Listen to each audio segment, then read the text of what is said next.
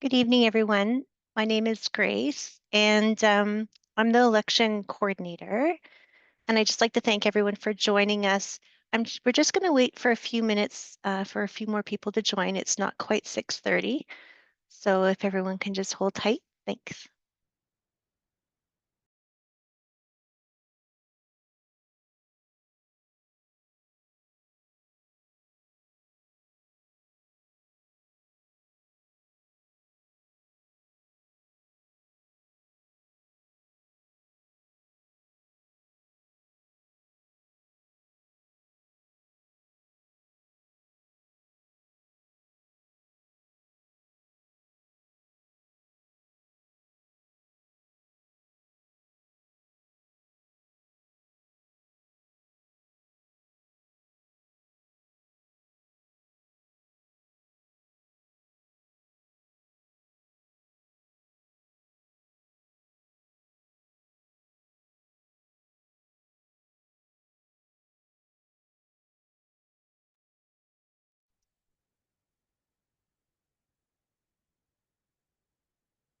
Okay, so good evening, everyone. Again, my name is Grace Magyar, and I'm an election coordinator. Thanks for joining us this evening. I'd just like to introduce Janice Volrath. Thanks, Grace. So thank you. My name is Janice Vollerath. I'm the election project manager and the substitute returning officer for the 2025 municipal election. I will be monitoring the Q&A. You will have noticed that everyone is muted, so that will be your way to ask questions. Throughout the session, if you have questions, please type them in the Q&A, and we will be answering those questions throughout the session. The chat function has been disabled. You will find the Q&A button at the bottom of your screen. If you don't see it, you may have to hover over it. And if you want to be anonymous when you submit your questions, there is an anonymous button and a little checkbox you can check off, and your question will come through as anonymous. Thanks.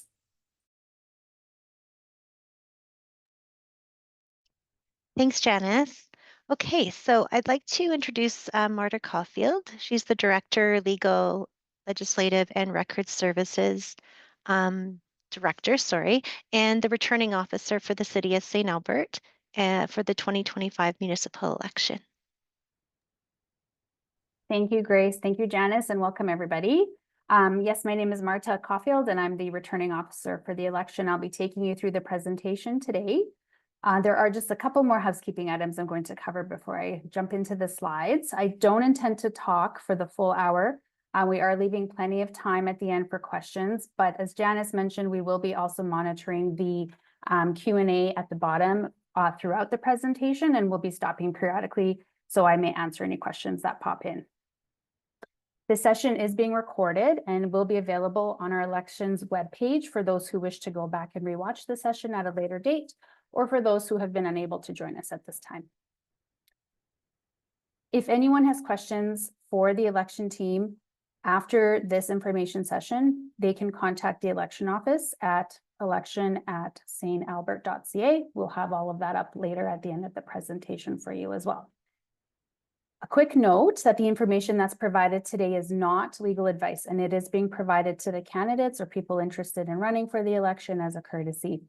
It is all candidates' responsibility to ensure that they meet legislative requirements and deadlines.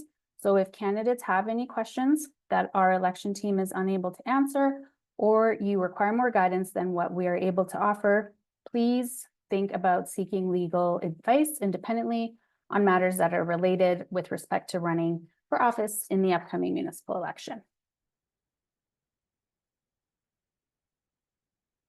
So in this session, we will be covering the topics that are itemized on the slide here. Please note that this is not the only candidate information session we will be hosting. The information session in this first information session is more pertinent to candidates at this stage in the election cycle. Subsequent sessions will focus on other topics, such as a virtual session in June discussing campaigning, financials, and disclosures and signage related to elections. And as well as another session will be held in August, which will cover election day information, such as voting stations, scrutineers, counting of ballots, and anything related to post-election activities. So firstly, I will take you through the governing pieces of legislation which pertain to municipal elections in the province of Alberta. The first, as you can see on the screen, is the Local Authorities Election Act. Sometimes I might refer to this as the LAEA throughout the presentation. This act governs all aspects of municipal elections for both the administrators carrying out the election and also for candidates. The LAEA is the primary and most important piece of legislation that candidates should become familiar with. This information session will provide you with a brief introduction to the requirements of this act. The second pertinent piece of provincial legislation is called the Municipal Government Act, which I will also refer to as the MGA throughout sometimes. This act is the rule book for how municipalities operate. It explains the duties of the councillors who are elected and is one of the key pieces of legislation for administrators in municipalities in Alberta. The MGA also includes some provisions related to municipal elections and eligibility, and it speaks to disqualification of council members as it pertains to meeting the eligibility criteria outlined under the Local Authorities Election Act. Moving on to the three pieces of municipal legislation that are shown on the screen. The primary one is the city's municipal elections bylaw. This bylaw governs the logistics of how the city conducts the election and is provided in addition to the requirements of the provincial legislation. Those two, the LAEA and the city's municipal elections bylaw, really go hand in hand. The land use bylaw and the traffic bylaw are shown on the screen, and they primarily contain information related to election signs, where signs may be placed, when they can be placed there, and what size of signs are permitted, etc.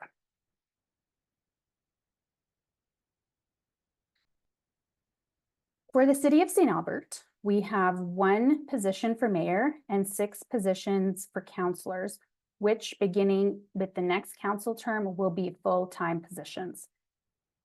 It is important to note that all members of council, that is the mayor and the councillors, are elected at large in the city of St. Albert, meaning that the city of St. Albert is not divided into wards. As I go throughout this presentation, when I refer to councillors, I also mean the mayor. The mayor is a councillor, and I will only specify the mayor when there's a duty related specifically just to the mayor that doesn't apply to the rest of the councillors. As you can see on this slide, we are also including positions open for school board trustee. This is because the city has partnered in the past and this year with school boards to conduct their elections. Any questions about running for school board trustee or serving as a school board trustee should be directed to the school boards. You may have heard about some recent changes in the legislation, primarily the Local Authorities Election Act, but also in the Municipal Government Act. I will take you through a list of some of the changes, not all of them. These are the changes that are most pertinent to candidates at this stage in the election cycle. So firstly, there's a new requirement that individuals who intend to run as a candidate for a municipal general election must file something called a notice of intent with the municipality in which they intend to run, so with the city of St. Albert. And a candidate cannot begin accepting campaign contributions or incurring campaign expenses until the notice of intent is filed and accepted by the city, and their name, the name of the candidate, has been added to the register of candidates by the city. The notice of intent may be filed at any time until nomination day, which is September 22nd of this year. Another change is with respect to the campaign period. The campaign period has now been changed, where in the case of a general municipal election, it begins to run on January 1st of the year immediately following a municipal election, and it ends on December 31st of the year immediately following the next election. So it's a little bit confusing. So as an example, on January 1st, 2026, so after this year's municipal general election, a new 4-year campaign period begins for the 2029 municipal general election, and will run until December 31st, 2029. The expense limits regulation has been created and enacted, and it establishes campaign expense limits for candidates, for mayor, and for councillors during the election cycle. Municipalities are also now required to create and maintain a permanent electors register, which is compiled and revised primarily using information received from the Chief Electoral Officer from Elections Alberta. Voters who are listed on the permanent electors register and have provided one piece of personal photo identification will receive a ballot to vote at the voting station. If an eligible voter is not on the permanent electors register, they will be required to complete a prescribed form and provide identification, which declares their eligibility to vote, and then they will receive a ballot to vote in the election. There have been some changes made to the special ballot process. Essentially, they've been expanded. So now, where if a resident is unable to vote at an advance vote or a voting station on election day, the resident whose name must be contained on the permanent electors register I previously referred to may apply to the municipality for a special ballot. These are called mail-in ballots, sometimes colloquially. Once a special ballot has been issued, the completed special ballot package must be received by the returning officer on election day in order to be counted. Automated voting equipment, such as electronic tabulators or electronic counting machines, are now prohibited for use during elections, and counting of ballots must be done manually. There is a new requirement for recounts if requested by a candidate with the second highest number of votes or by the official agent for that candidate when the margin of error is within 0.5% of the total number of valid ballots marked at the election for that office. And lastly, there is a new requirement for elected councillors to attend new council orientation following the election. This orientation is provided by the city following the election. If you have any questions, please review the Local Authorities Election Act or go to the Alberta Municipal Affairs website to review the changes. All of the information is located in detail there. And before I move on to the next section, I'm going to ask if there have been any questions in the Q&A that I can answer at this stage. Here's Marta, there are a few questions. So the first one is, just to be clear, I can nominate other potential candidates and they can nominate me, ? Correct. That is correct. The requirement for someone to nominate someone else is that they're a resident of the city and they meet other criteria, but you are not prohibited from nominating someone just because you are considering running or are running in the election. Okay, and the second question is, what are the items that should be included in a letter of intent? If you do not intend to receive funds, is a letter of intent still required? That's a two-part question. Thank you. The notice of intent is required if you intend to receive funds or incur expenses. So if you set up a website, you've incurred an expense, theoretically, given out business cards, you've incurred an expense flyer. So the notice of intent is required if you intend to do either of those things. And the information related to what is required in a notice of intent is posted on the city website. Janice, if you have that information handy, you could provide it now, or we can just direct folks to the website. Yeah, sure. If it is on our website, we do have how to submit your notice of intent to run.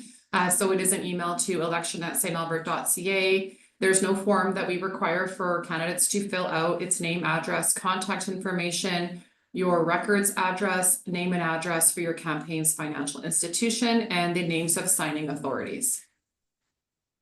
And there's no more questions in the Q&A at this time. Perfect, thank you. Thanks for those questions, we appreciate that. It might jog some more questions for others as we go. And it's also pertinent to where we're at in the presentation, so I really do appreciate those questions. Okay, next I'll move on to talking about the role of council and administration. So first we'll start with the roles and duties and responsibilities of council members. The duties of all members of council are established within certain sections of the Municipal Government Act. So particularly, you'll want to look at sections 153 and 201 of the Municipal Government Act. Those sections say that council members have a duty, are required to consider the welfare and interests of the municipality as a whole, and to bring to council's attention anything that would promote the welfare or interests of the municipality. They're required to promote an integrated and strategic approach to intermunicipal land use planning and service delivery with neighboring municipalities. They're required to participate generally in developing and evaluating the policies and programs of the municipality. And this includes approving services and service levels for the community and approving the budget. Councilors are required to participate in council meetings, council committee meetings, and committee or board meetings of other bodies to which they're appointed by council. They're also required to obtain information about the operation and administration of the municipality from the Chief Administrative Officer, sometimes called the CAO, or a person designated by the CAO. Importantly, councilors are required to keep in confidence matters discussed in private at a council or council committee meeting until that matter is discussed at a meeting held in public. Council members are required to adhere to the code of conduct, which is established by council.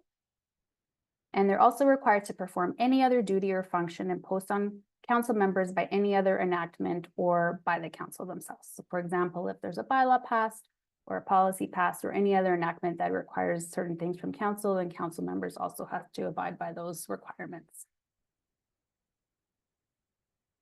There is a section in the MGA that does describe what council members must not do.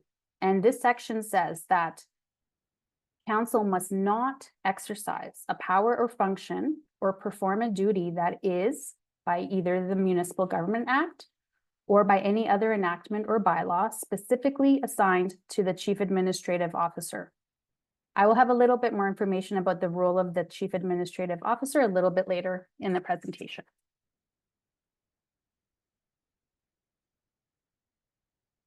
The community vision and pillars of sustainability define St. Albert's identity now and in the future.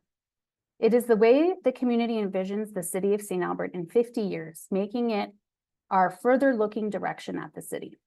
The vision and pillars of sustainability were developed with input from over 7,000 that shared over 15,000 ideas that helped inform the vision and pillars of sustainability. A single shared community vision and set of sustainability pillars are established to govern, align, and conform all strategic planning and decision-making efforts across the city. The vision and pillars of sustainability are embedded in a council policy, graphic design, and the key strategic and business planning documents, business planning guiding documents, including council strategic plan to ensure the continuity and sustainability of our community. Our community vision is a vibrant, innovative, and thriving city that we all call home that sustains and cherishes its unique identity and small town values. We are the Botanical Arts City. The pillars are the key areas that need to be supported to provide strength and balance to the community. They describe key values and attributes that St. Albertans want to develop and preserve as we grow over the next 50 years. There is social, economic, built environment, natural environment, and culture. I encourage you to review the community vision and pillars of sustainability council policy for more detailed information.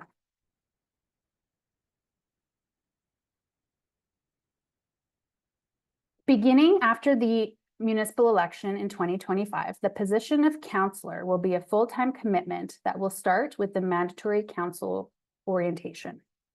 As a member of council, councillors are expected to attend regular council and committee of the whole meetings. In addition, councillors sit on a variety of boards and committees, plus other meetings as needed. A councillor may also spend considerable time preparing for meetings, liaising with the CAO or senior city administration as delegated by the CAO, conducting research, undertaking training, meeting with the public, attending public events, and attending a variety of meetings. Frequent evening hours and weekend work may be required as well. As mentioned, there are a number of meetings council members participate in. Currently, regular meetings of council are held an average of twice per month, commencing at 1 p.m. on the first and third Tuesday of the month. Additionally, once per month, usually the second Tuesday, a standing committee of the whole meeting is held commencing at 9:30 a.m. This schedule will be confirmed or revised by the new council at the inaugural council meeting on November 3rd, 2025 for meetings over the next 12 months. And then annually, the schedule is set at the organizational meeting held every year in October thereafter. In particular, as mentioned, all councillors will be full-time next council term, and the council meeting schedule may be amended as a result. In addition to the scheduled council meetings, special meetings of council are called from time to time to consider important business. Usually on Mondays, the mayor, council, CAO, managing directors, and city clerk establish the proposed agendas for upcoming meetings of council. The agenda planning process is led by the mayor, and attendance by the remaining members of council at the agenda planning meetings is optional. Council also appoints members of council to serve on internal and external boards and committees, which generally meet at least once per month. The appointments are recommended to council by a nominating committee, which is a committee that consists of all members of council. The mayor is an ex officio member of most committees of council, with the exception of the policing committee, the assessment review board, and subdivision and development appeal board, or unless otherwise stated in the bylaw which forms the committee. As an ex officio member, the mayor has the right to attend meetings of any of those committees and participate, but is not obligated to do so.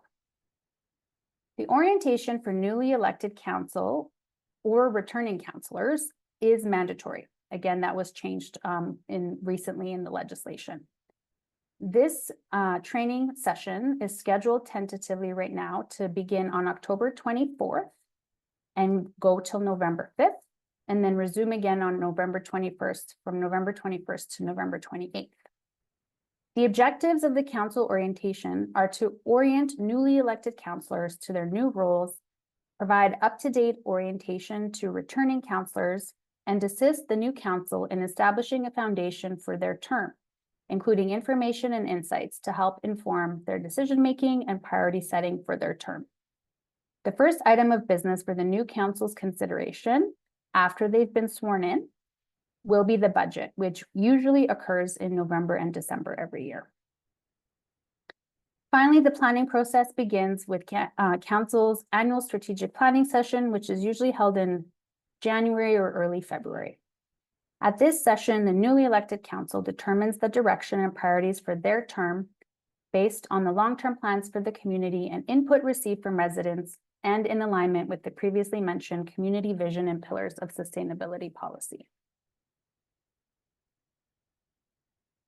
This year in 2025, the Alberta Municipalities Convention will be held from November 12th to 14th, and council will be required to attend. The convention will be held in Calgary this year.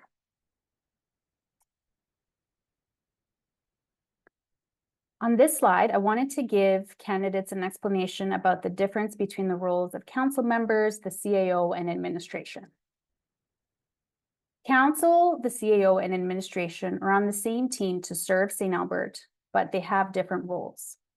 There are defined roles for the mayor, councillors, and the CAO. The CAO is technically the only employee of council as recognized in the MGA. Administration, or employees, are employed by the city of St. Albert. And the CAO is the go-between between council and administration, sometimes referred to as the hourglass. The CAO's responsibilities are outlined in section 207 of the MGA. As you can see, the CAO is the administrative head of the municipality, ensures that the policies and programs of the municipality are implemented, advises and informs council on the operation and affairs of the municipality, and performs the duties and functions and exercises the powers assigned to the CAO, either by the MGA or any other enactment assigned by council. In the City of St. Albert, the CAO's responsibilities are further outlined in the CAO bylaw and the CAO Delegations Council policy. Before I move on, Janice, are there any questions at this point in the presentation?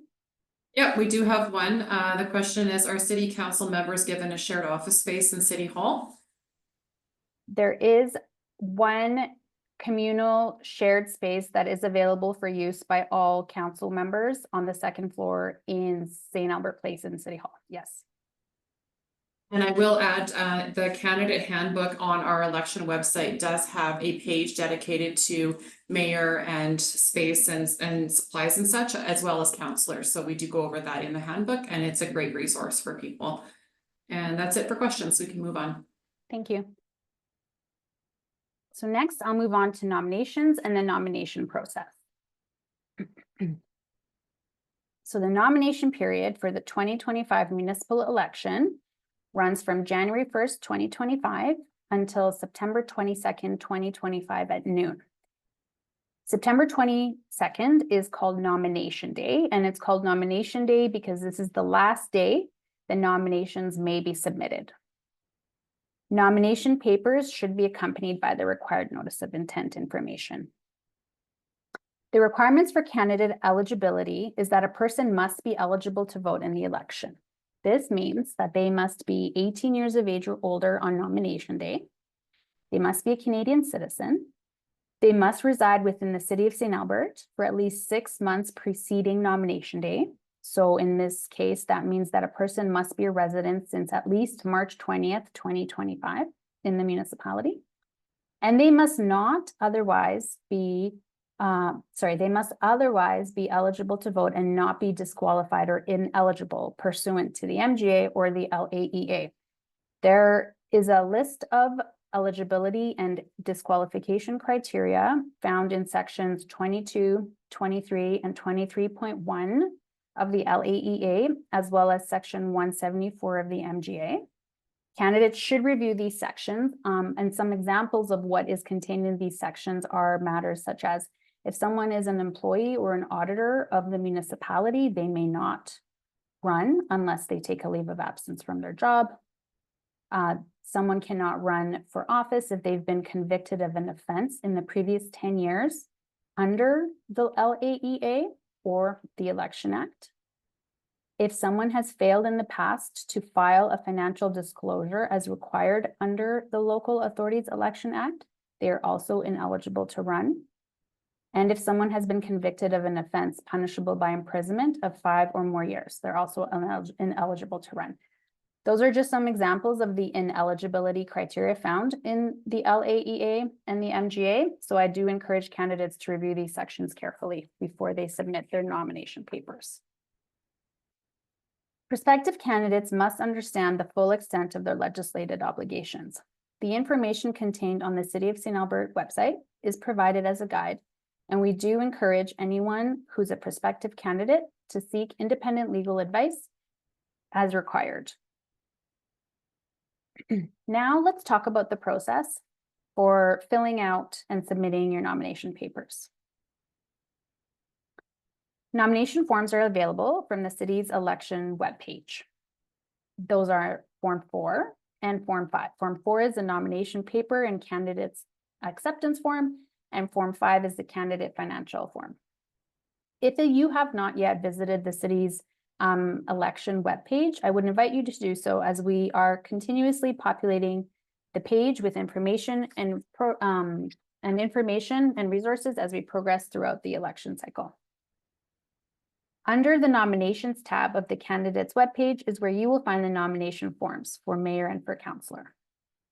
The first part of the form must be physically signed by a minimum of 5 eligible electors of the City of St. Albert, meaning the people who sign the nomination form must be at least 18 years of age. They must be residents of the city on the date they sign the nomination form, and they must be Canadian citizens. The second part of the nomination form is the candidate's acceptance. When a person submits their nomination papers, they are swearing or affirming that they are eligible to be nominated as a candidate and that they will accept the position they're being nominated for if they're elected. The third part of the form is the candidate financial information. This section must be completed and submitted along with the first two parts of the nomination I just referred to. Candidates must file their nomination papers by noon on September 22nd, 2025. The returning officer, which is myself, cannot accept nominations received after this deadline, and this piece of legislation will be strictly enforced. So no nomination papers will be accepted if they are submitted or received after 12 noon on September 22nd. Please note that once a person has filed their nomination papers, they may withdraw them until September 23rd, 2025 by noon on September 23rd, 2025. This is 24 hours after the close of nominations. After September 23rd, the candidate's name will appear on the ballot. More information regarding nomination and withdrawal can be found in the Local Authorities Election Act or in the 2025 Candidate Handbook, which Janice previously referred to. The nomination form must be signed by the candidate and witnessed by a commissioner for oaths in Alberta. And there are a few ways to hand in your completed nomination papers. First, and the preferred approach, is to schedule an appointment with election staff. Election staff would be able to review the documentation with you to ensure it is completed. And if needed, we are also able to commission the nomination form for you during this appointment. You are also able to drop off, mail, or courier your nomination papers to the election office, which is located on the 3rd floor of City Hall at 5 St. Anne Street. This option is available to you, but please note that it is to be used at your own risk, meaning that if you mail or courier your nomination papers and they are not received on time, they will not be accepted.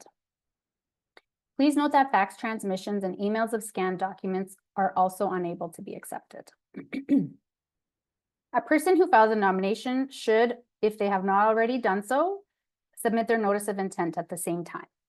As mentioned previously, if the notice of intent is not filed, the candidate cannot accept contributions or incur expenses. Candidates are again reminded to review the relevant legislation as it pertains to their situation. The election office can and will provide information to all candidates. However, for certain situations, candidates may need to obtain their own independent advice. Are there any questions at this point in the presentation before I move to the next slide? We have one question. Who would normally be chosen as an official agent, and what are they intended to do? Okay, so the official agent is a very important role. We do go into it a little bit later. So I will just answer it briefly now, and there will be a little bit more information later in the presentation.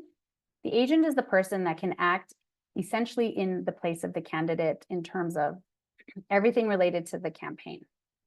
So it should be someone that you trust implicitly. And in the past, I think we can offer examples of spouses, et cetera, that act as agents for candidates, as an example. And we have one more question here. Is there a fee Yep. to submit nomination papers? In the city of St. Albert, there is not. The cities all have the ability to select whether they would like to do so.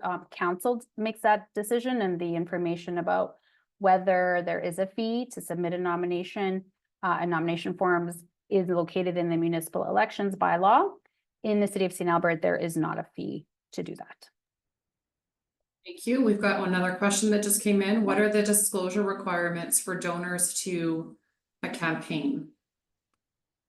So we'll have a little bit of more information related to that later in the presentation.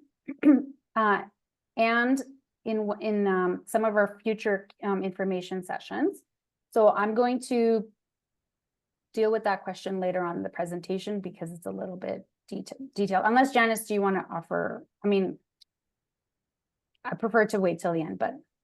Yeah, I would agree. And we Okay. do have some financial information as well on our election webpage. And that's all the questions we have right now. Okay. So aptly, so very good segue. We'll talk about campaign finances at this point in the presentation. And if you have any questions that I've not answered after this part of the presentation, please do submit them. So here we'll be talking about campaign contributions. A campaign contribution. Oh, sorry. I think I'm sorry, wrong spot. So the campaign period, as mentioned, for the 2025 municipal election runs from October 31st of last year until December 31st of 2025. And candidates are allowed to raise funds to support their election campaigns. A candidate must submit their notice of intent before accepting campaign contributions or incurring expenses, and a bank account must be opened in the candidate's name once contributions total more than $1,000.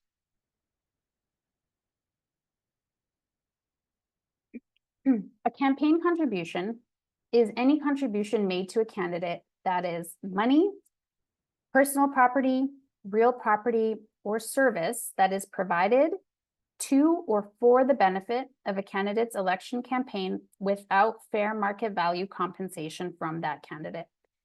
It is important to note that it does not include volunteer services such as campaign workers who do door-to-door knocking. I would now like to take a moment to briefly cover two items. The first is fundraising functions. A fundraising function is any social function held for the purpose of raising funds for the candidate's election campaign. There are specific requirements on how funds raised are calculated as contributions. Therefore, please review the LAEA carefully if this is an option you'd like to pursue. The second is loans. A candidate may borrow funds from a financial institution for the purpose of financing their election campaign. It is important to keep in mind that the repayment of the loan is subject to the contribution requirements of the LAEA. This means that payments on the loan by the candidate or an eligible contributor are considered campaign contributions. Again, contributions can only be accepted and expense may only be incurred once a candidate files a notice of intent, and a bank account must be opened in the candidate's name. Contribution limits have changed under the Local Authorities Election Act since the last election. Here's a chart that explains the limits. Each person is responsible to know if they are an eligible contributor and their contribution limits. Municipal candidates and school board candidates can self-finance up to a maximum of $10,000 per campaign period. Alberta residents or individuals can contribute a maximum of $5,000 per calendar year of the campaign period to all candidates in a particular municipality or for a particular public or separate school division. Alberta corporations, trade unions, or employee organizations can contribute $5,000 per campaign period for all candidates in a particular municipality or for public separate school division. It should be noted that contributions to municipal candidates and campaigns are not tax deductible. Finally, individuals can only contribute their own funds to a candidate. It is not permissible for individuals to contribute funds that they have been given by another person or organization to give on their behalf.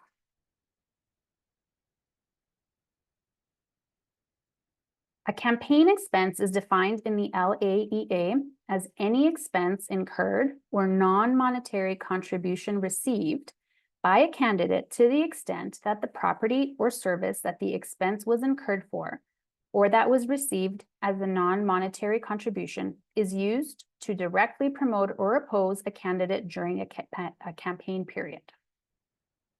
This includes an expense incurred for or a non-monetary contribution in relation to the production of advertising or promotional material, the distribution, broadcast, or publication of advertising or promotional material in any media or by any other means during a campaign period, including by the use of a capital asset. The payment of remuneration and expenses to or on behalf of a person for the person's services as a chief financial officer or in any other capacity. Securing a meeting place. The conduct of election surveys or other surveys or research during a campaign period, or the production of a review engagement required by the Local Authorities Election Act. A candidate can use contribution funds to pay for campaign expenses, and candidates are responsible to ensure that funds within the campaign bank account are utilized only for campaign-specific purposes. No candidate and no CFO, Chief Financial Officer of the campaign, shall incur campaign expenses that exceed the amounts determined by the regulations. Expense limits are based on the City of St. Albert's population. Although the City of St. Albert's 2024 municipal census shows results of the city's updated population as 72,316 people, candidates should follow the provincial official population listing instead, which was last updated in 2023 and showed that St. Albert's population was 68,232. Please consult the expense limits regulation for more detailed information about expense limits. Now I will briefly touch on campaign record keeping and campaign disclosures. We will be covering campaign disclosures more in depth in a subsequent information session, but I will cover it to the extent necessary for a candidate at this point in the election period. And if we don't answer your question right now during the presentation, please put in the chat. And if we're able to answer it today, we will, or we will get back to you after the session. First, I'll give you some background on campaign disclosures. The campaign disclosure is a document which must be submitted in the required form. The disclosure is a financial document in which campaign contributions raised, campaign expenses, and any campaign surpluses or deficits are publicly disclosed and are available for public inspection. If you submitted your notice of intent between October 31st, 2024 and December 31st, 2024, and have incurred expenses or received contributions, your campaign disclosure statement was due on March 1st of this year. If you submitted your notice of intent after January 1st, 2025, the campaign disclosure statement is due by March 1st, 2026. Please note that pursuant to Section 174 of the MGA, failing to file a campaign disclosure is a reason for disqualification from being a councillor, and it makes someone ineligible to run for council in the future. When candidates are completing their campaign disclosures, they must include the names and addresses of those who have contributed $50 or more. Any candidate who has incurred campaign expenses or received contributions of $50,000 or more shall file a review engagement with the disclosure statement. In terms of receipts, candidates must provide every contribution, monetary or gift in kind, with a receipt for their contribution in a form acceptable to the local jurisdiction. The form of the receipt will be available from our candidate's information page and requires the candidate to include the contributor's name, address, amount contributed on the receipt. Expenditures must be itemized in the campaign disclosure, and the total amount of all campaign expenditures must be reported. Candidates must retain their contribution and campaign expense records for 3 years after the filing deadline. Candidates should familiarize themselves with the campaign disclosure requirements, receipts, and expenses as outlined in the Local Authorities Election Act. Are there any questions at this point before I move to the next part of the presentation? There is a question. It is, if a candidate fundraises $1,000, are they then limited to $5,000 personally? So the $5,000 limit for individuals, like if someone fundraised $1,000 and that was received by the campaign, that $1,000 goes to the campaign. If the $1,000 was received from one person, the person contributing has only $4,000 left in room to give to other candidates in the local jurisdiction. I'm not sure if that answers your question or if I misunderstood it. But the limit, and I don't know, Grace, if you can go back to the slide, it was slide 22 with the chart. So individuals are able to contribute $5,000 per calendar year to all candidates. So if I give $5,000 to one candidate in St. Albert, I cannot give any more money to anybody that is running in St. Albert, but I could give $5,000 to somebody running in Edmonton. So that's how that works. Candidates can self-finance up to $10,000. So a candidate could give themselves up to $10,000 and also contribute to other candidates' campaigns. Any more questions, Janice? Yep, another question in the chat. Candidates info page ? For receipts, where can that be found on the website or the LAEA? I can answer that one for you, Marta, if you'd like. Sure. The candidates info page on our website does have a lot of information. Off the top of my head, I'm not sure if we go into details about what's supposed to be in the receipts. But yes, to answer your question, either on the website, but your answers will be in the LAEA. Well, all the information will be there. And just a response to the previous question, Marta, the question has been answered, so thank you. So, oh, good. Yeah, I think that's it for questions right now, so we can move on. Great, thank you. So now we'll move on to the campaigning section. This section will provide a brief overview because the way that candidates conduct their campaign is largely up to them. So we'll just be covering some of the legislated aspects of campaigns. So it's important to note the difference between the roles of the candidate's official agent and the role of scrutineers. The agent is the person who is appointed by the candidate on their nomination papers. The duties of the agent are those assigned by the candidate for the duration of the election campaign. Candidates may choose to appoint an agent or they may choose not to. If a candidate decides halfway through their campaign to appoint an agent, they do not have to resubmit their nomination form, but they must provide the election office with the name and contact information of the new agent. Under the LAEA, an agent cannot be an agent for any other candidate. So once someone is your agent, they cannot be an agent for anyone else. The scrutineer, on the other hand, is a person who's appointed by the candidate to observe the voting process during advance voting and on election day, and or to observe the ballot count. We will cover the role of the scrutineer in more detail in a future session in August.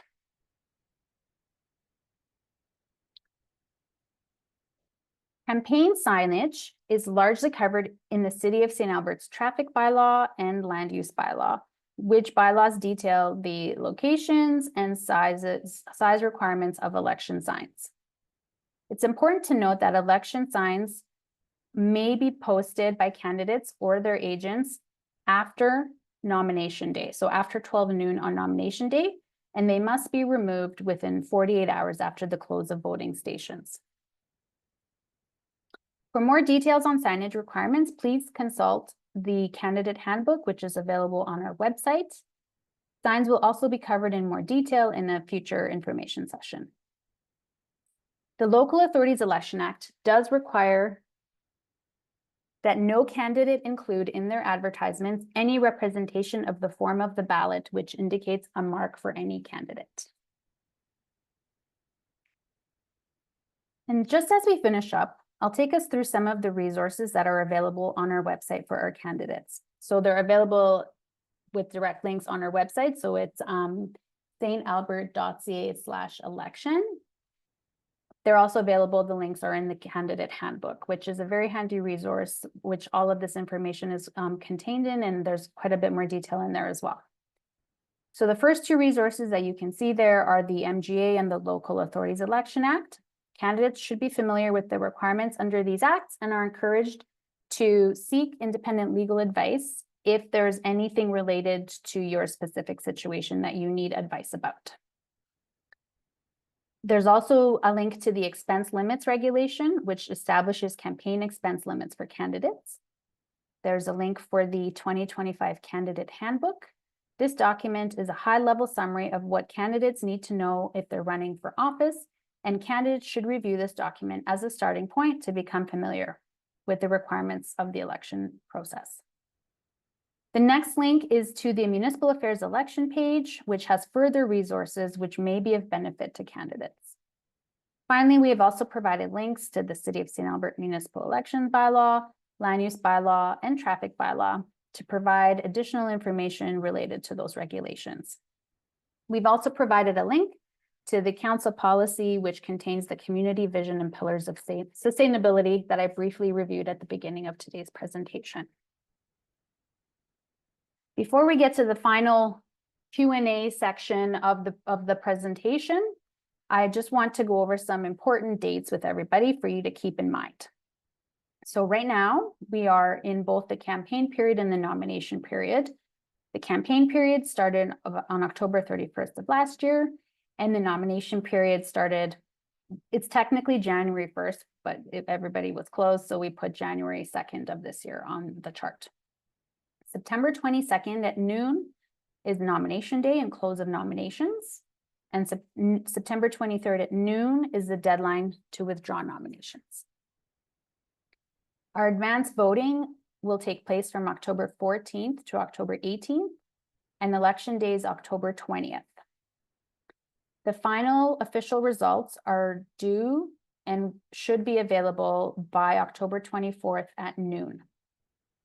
Council orientation is scheduled to take place from October 24th to November 5th, and again from November 21st to November 28th. And again, that orientation session will be mandatory for all councillors. November 3rd is the inaugural meeting of council and the organizational meeting.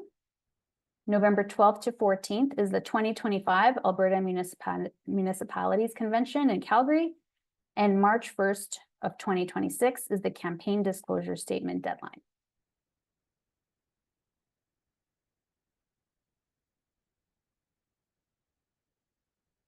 I wanted to provide a slide showing candidates information about St. Albert staff and who to contact with questions. As a reminder, the election office can provide information to all candidates, but not advice specifically related to your situation about how to proceed. If you have any questions after today's session that you didn't think of during the session, we suggest that you email the election office at election@stalbert.ca. You can also review the legislation that we talked about and go to the Alberta Municipal Affairs website or the City of St. Albert website. Please limit your communications about the election to the election team here and not to other general staff of the city, as they would not be able to assist you. Please be advised that for the period between nomination day and election day, so from September 22nd to October 20th, city administration as a whole will be focused on ensuring that we provide essential services and information for existing services only. So in terms of getting information from city staff during this time after nomination day, before election day, more information will be forthcoming in the near future about the process that we will be establishing for candidates to ask their questions about city processes and business during that time period. So stay tuned for that.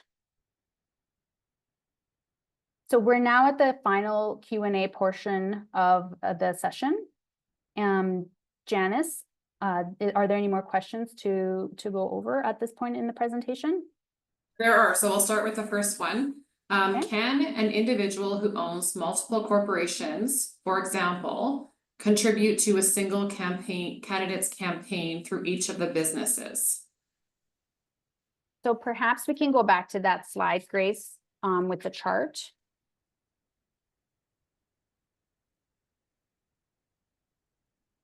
So your question is very particular. So I will provide specific information that everybody can benefit from. And if you do need advice, I may suggest you contact somebody independently for further advice about this.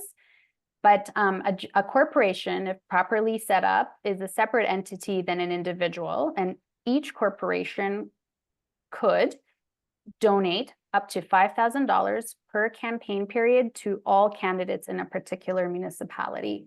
So the campaign period, remember, is different than the calendar year. The campaign period is the period for this election, October 31st, 2024 until December 31st, 2025.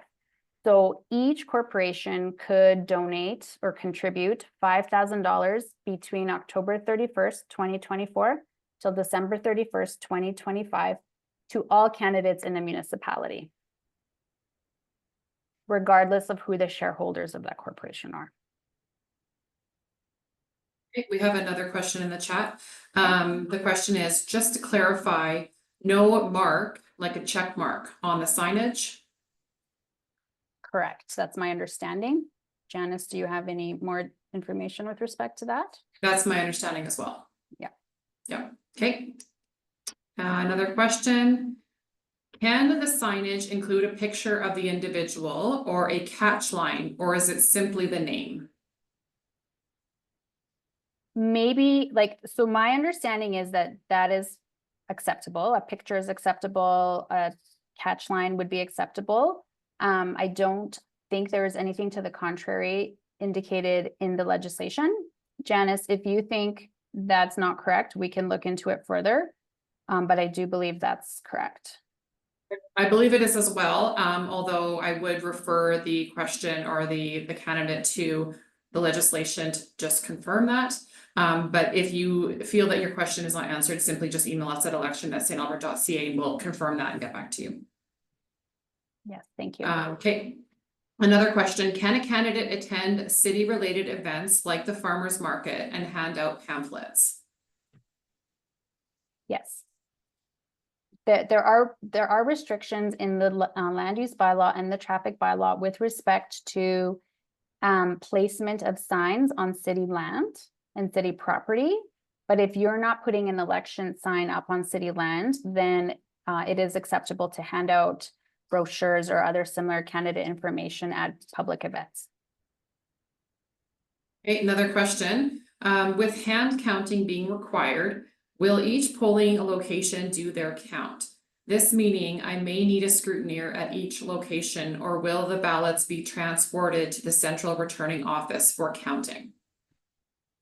Thank you for the question. That's a very good question. So the legislation says that the counting must begin immediately after the close of the voting station, which means from a legal interpretation perspective that the counting will be done at each voting station. So the voting station will close after everyone has finished voting at 8 p.m. or slightly later, to make sure that everyone who was there by 8 has a chance to vote. And then the voting stations will close and the counting will begin and take place in the voting station. So to answer the question, you are able to have more than one scrutineer. The scrutineers are also able to move from location to location if desired, or you can have more than one because there will be multiple voting stations where the count will be taking place. We have another question in the chat. Can I introduce myself at other events as a running city council candidate that I'm a director on their board? ? I think that as long as you are actually a candidate, so you've either submitted your notice of intent and or your nomination papers, that is acceptable. And I don't see any other open questions, so I'm going to just give it a few more minutes. And I think we have one more slide left just with some contact information. Correct. So if anybody has any more questions, do type them into the Q&A. If you do think of something afterwards, please email the email address on the screen. I would really like to thank everybody for coming today. Those were outstanding questions. They were really well thought out, and so we do appreciate that. The next session will be held in June, and we will have more information on our website about that. You can register for that session in advance, and you can also provide us questions in advance if you think of any. The recording of the session will be available on our website as a resource as soon as we can get it posted. And before I close, I'm going to do a final call for questions. Janice, is there anything further? Nothing else. Thank you, everybody. Okay, thanks, everybody. We do appreciate your time and we hope you have a great evening. Take care.